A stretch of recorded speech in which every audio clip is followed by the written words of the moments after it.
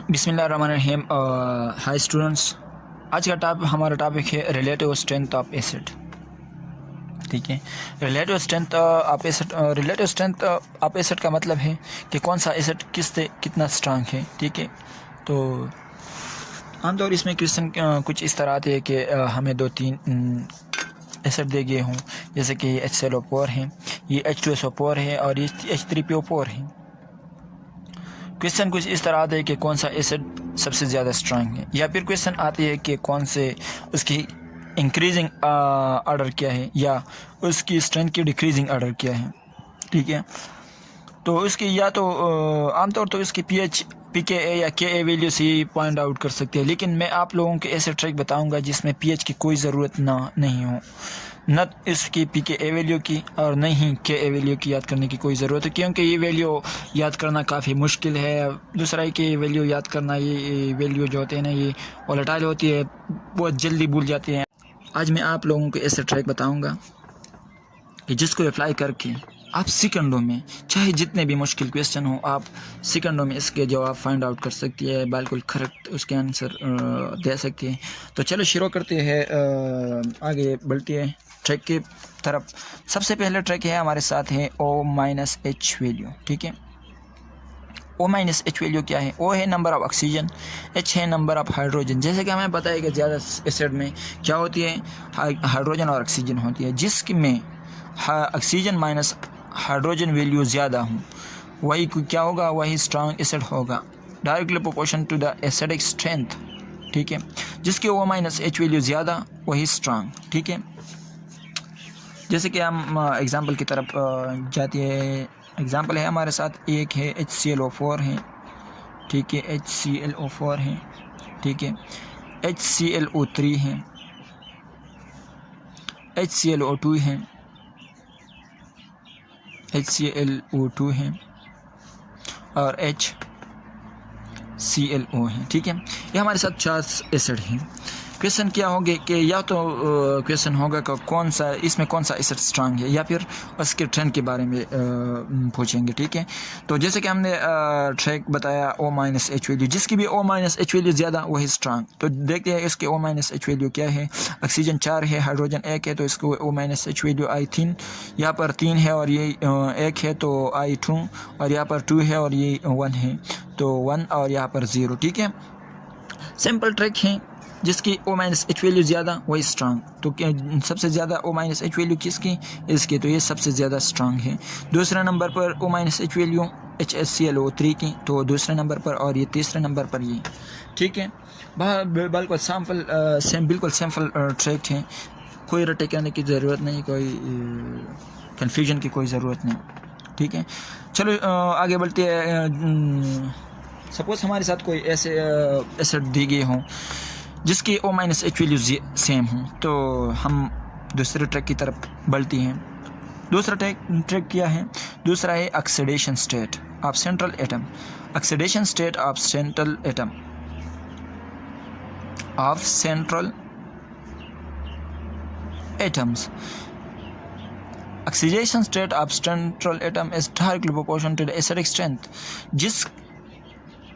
जिस एसिड की central atom की ऑक्सीडेशन स्टेट ज़्यादा हो वही स्ट्रांग होगा। जैसे कि हमारे साथ एग्जांपल है H2SO4 है। ठीक है, H2SO4 है और HClO4 है। ये हमारे साथ 2 एसिड हैं। क्वेश्चन आए कौन सा ज़्यादा स्ट्रांग है, तो सिंपल हम सबसे पहले वाले ट्रिक अप्लाई करती है। पहले वाला ट्रिक थे 4 - 2, तो ये 2 आई। यहाँ पर HClO4 सॉरी, ये है HClO5 एंड ये है HClO4। ठीक है, तो ये O-H वैल्यू क्या हुई, 3 हुई। यहाँ पर HClO3 में सॉरी O-H वैल्यू I3, तो उसकी फेलियर ट्रैक यहाँ पर नाकाम हुई। ठीक है, क्योंकि O-H वैल्यू दोनों की सेम आई। तो यहाँ पर हम दूसरा ट्रैक इस्तेमाल करते हैं, वो क्या है, वो है ऑक्सीडेशन स्टेट। जिसकी ऑक्सीडेशन स्टेट ज़्यादा हो, जिस सेंट्रल एटम की ऑक्सीडेशन स्टेट ज़्यादा हो, वही क्या होगा, वही स्ट्रांग होगा। ठीक है।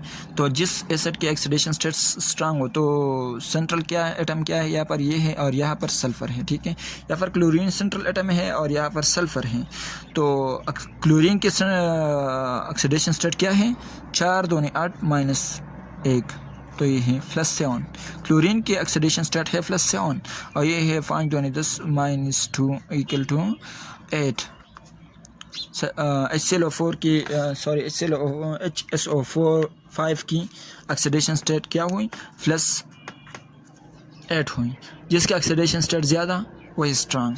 तो HSO4 is stronger acid then HClO4, ठीक है। चलो आगे बढ़ती है। जैसे कि हमारे अगर O- H वैल्यू भी सेम हो, ऑक्सीडेशन स्टेट भी सेम हो, तो हम आगे बढ़ती है 3rd नंबर ट्रैक की तरफ। और तीसरा ट्रैक क्या है, इलेक्ट्रोनेगेटिविटी की तरफ। इलेक्ट्रोनेगेटिविटी ऑफ सेंट्रल एटम और ये directly proportion to the acidic strength, ठीक है। Electronegativity of the central atom की तरफ जाती है। Electronegativity of central atom example की तरफ हम जाते हैं। हम एग्जाम्पल है हमारे साथ HClO4 है, HBrO4 एंड HiO4 है, ठीक है। ये हमारे साथ तीन एसिड हैं। क्वेश्चन क्या है, क्वेश्चन है कि कौन सा सबसे ज़्यादा स्ट्रांग है या ट्रेंड क्या है। तो चलो सबसे पहले हम पहला ट्रैक्ट अप्लाई करते हैं। तो पहला ट्रैक्ट तीनों के क्या है, O- वैल्यू सेम है तीनों के लिए, ठीक है। दूसरा अप्लाई करते हैं ऑक्सीडेशन स्टेट। तो ऑक्सीडेशन स्टेट भी चारों के क्या है, सेम है, +7 है, ठीक है। तो वो भी तो हम तीसरे ट्रैक की तरफ जाते हैं, इलेक्ट्रोनेगेटिविटी ऑफ सेंट्रल एटम की तरफ जाते हैं। जिसकी भी ऑक्सीडेशन से electronegativity of the central atom ज़्यादा हो वो स्ट्रांग। तो इलेक्ट्रोनेगेटिविटी किसकी ज़्यादा है, क्लोरीन की है, फिर ब्रोमीन की है, फिर आयोडीन की है। तो ट्रेंड आई सबसे पहले HClO4 द स्ट्रांगेस्ट एसिड, फिर HBrO4 और HiO4 इज 4 नंबर पर है, ठीक है। आगे बढ़ती है हम 4 नंबर ट्रैक की तरफ। 4 नंबर ट्रैक क्या है, यही इलेक्ट्रोनेगेटिविटी ऑफ सेंट्रल एटम, लेकिन ये halide of the same group के लिए फिर क्या है, उलट है। Electronegativity of the central atoms for halide of same group के हैलाइड के लिए फिर ये वैल्यू क्या होगी, ये इलेक्ट्रोनेगेटिविटी वाली कंसेप्ट जो हमने 3 नंबर कंसेप्ट बिल्कुल उलट है। Inverse proportion to the acidic strength बिल्कुल उलट है। 3rd नंबर, ये 4th number track 3rd number की बिल्कुल अपोजिट है, ठीक है। तो इसके लिए हम एग्जांपल लेते हैं। एग्जांपल क्या है, लेट्स सपोज हमारे साथ एग्जांपल आई HF है, ठीक है, HCl है, HBr है और HI है। तो यहाँ पर ये halide of the same group आए, तो यहाँ पर फिर क्या होगी, यहाँ पर ये कंसेप्ट ये ट्रैक इस्तेमाल नहीं होगा। यहाँ पर डायरेक्टली हम 4 नंबर ट्रैक इस्तेमाल करते हैं।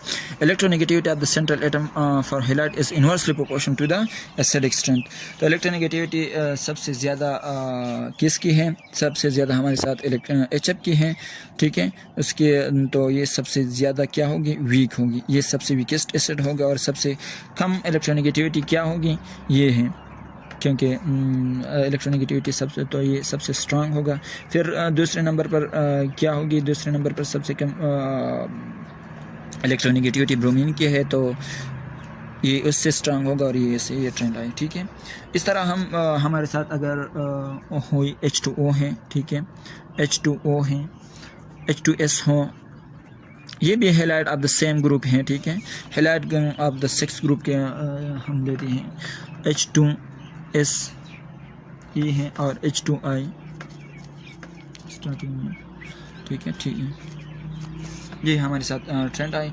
तो जिसकी इलेक्ट्रोनेगेटिविटी सबसे कम, तो यही हैलाइड सबसे क्या होगा, स्ट्रांग होगा। यहाँ पर ट्रैक भी कुछ इस तरह पहले वाले की तरह आए, ठीक है। आगे बढ़ती है 5 नंबर ट्रिक की तरफ। अगर हमारे साथ कोई ऐसे एसिड हों जिसमें हाइड्रोजन फिर से हो नहीं, ठीक है, इसमें सिर्फ ऑक्सीजन हो, तो फिर बात बिल्कुल सिंपल हो, ठीक है। अगर हमारे साथ कोई ऐसे एसिड हो जिसमें हाइड्रोजन सिरे से हो नहीं, सिर्फ ऑक्सीजन हो, तो फिर बात तो बिल्कुल सिंपल हुई। Number of oxygen atom directly proportional to the acidic strength. जिस एसिड में ऑक्सीजन ज़्यादा हो वही स्ट्रांग होगा, ठीक है। जैसे कि एग्जांपल है N2O7, N2O5, N2O3 and N2O2, ठीक है। हमने ट्रिक क्या बताएं कि जिसमें ऑक्सीजन की तादाद ज़्यादा हो वही सबसे स्ट्रांग एसिड होगा। तो सबसे ज़्यादा ऑक्सीजन किस में है? इसमें 7 हाई ऑक्सीजन है, तो ये सबसे ज़्यादा स्ट्रांग एसिड होगा। यहाँ पर दूसरे नंबर पर ये है, तो ये होगा और फिर ये, ठीक है। कोई रट्टे करने की कोई ज़रूरत नहीं है, सिंपल ट्रिक है। 6 नंबर पर है हमारे साथ positive charge density. Positive charge density is directly proportional to the acidic strength, ठीक है। जैसे कि हमारे साथ कुछ आयनिक स्पीशीज़ आती है, ठीक है। जैसे कि ये है लिथियम प्लस है, ठीक है, लिथियम आयन है, और ये सोडियम आयन है, ये पोटाशियम आयन है, ठीक है। तो ये इसके लिए हम न तो O-H का वैल्यू जो है ना ये और रोल इस्तेमाल कर सकते हैं, ना उस पर ऑक्सीडेशन स्टेट का रूल अप्लाई कर सकती है, ठीक है। तो इस किस्म के लिए इस आयनिक स्पीशीज़ के लिए हम क्या करते हैं, पॉजिटिव चार्ज डेंसिटी उसका लेते हैं। जिसकी भी पॉजिटिव चार्ज डेंसिटी ज़्यादा हो वो क्या होगा, उसका आयनिक स्ट्रेंथ जो एसिडिक स्ट्रेंथ जो होता है ना वो ज़्यादा होगा।